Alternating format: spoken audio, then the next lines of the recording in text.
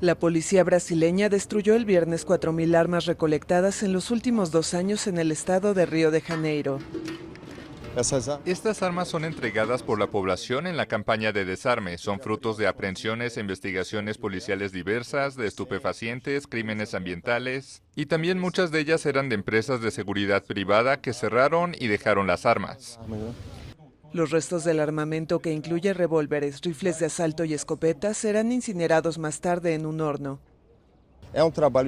Es un trabajo difícil, tenemos kilómetros de fronteras por donde esas armas entran. Tenemos dificultades para cubrir todo con nuestros efectivos, pero estamos siempre comprometidos, trabajando 24 horas al día durante los 7 días de la semana para hacer que las armas no lleguen a las manos de los criminales.